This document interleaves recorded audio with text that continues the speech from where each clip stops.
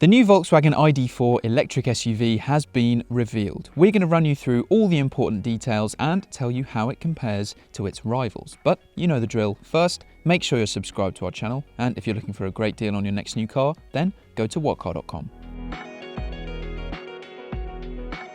So what do you need to know about the ID.4? Well, it follows the ID.3 and is set to go on sale in Europe later this year. The two cars share the same underpinnings, but the ID.4 is bigger.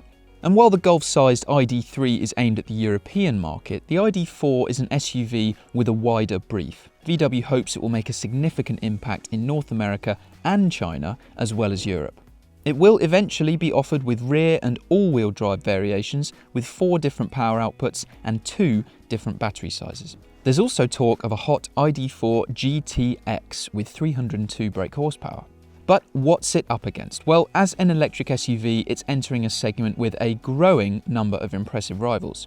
The kind of cars it's up against are things like the Kia e-Niro, Peugeot e-2008, Hyundai Kona Electric, Skoda Enyaq, and the upcoming Tesla Model Y. You probably won't be surprised to hear that the ID.4 design draws heavily on the ID.3. VW talks about a clean, flowing and powerful design to make it look as if shaped by the wind itself. We'll leave you to decide if it's an attractive look or not, so let us know in the comments below if you like the styling of the ID.4.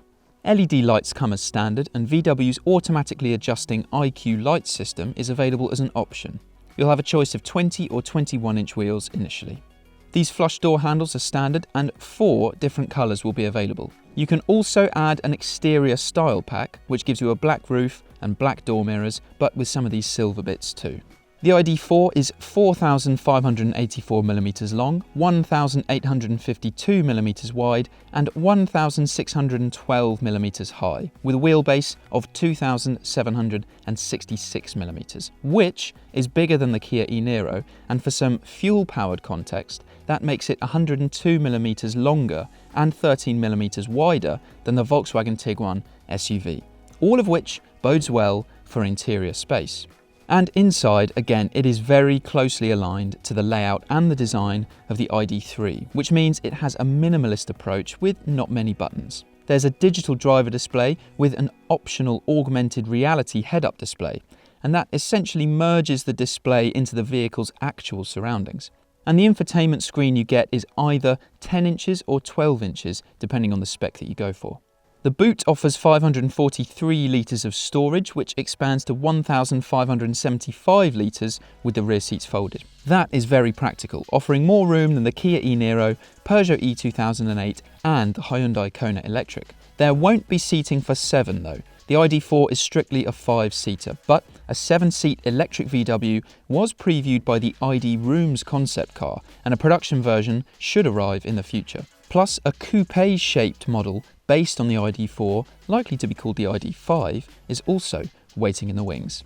But let's talk about what, for many, is the most important thing about any new electric car: the range. Well, it is very impressive in the ID.4. The first versions available will be limited run first edition models with 201 brake horsepower and 229 pounds-foot of torque from a single electric motor driving the rear wheels with a 77 kilowatt-hour battery. It will have a top speed of 100 miles per hour and will cover 0 to 62 miles per hour in 8.5 seconds. And it can also tow trailers weighing up to 1,000 kilograms. And officially, it's said to be able to travel 323 miles on a full charge, which is very far indeed compared to any other electric car on sale. A Hyundai Kona Electric with a 64 kilowatt-hour battery will go 301 miles, and the 62 kilowatt-hour Tesla Model Y is expected to travel 336 miles. The 77 kilowatt-hour battery in the ID.4 can also be charged up to 125 kilowatts, which means a 0 to 80% charge can be done in around 30 minutes, if you find the appropriate charger, of course. And you'll be able to get VW's Travel Assist, which gives you adaptive cruise control and will keep you in the middle of your lane on the motorway too. Smaller battery versions are expected to follow with a 52 kilowatt-hour battery, and they will be less powerful and won't go as far, but they'll be cheaper than the first edition versions now.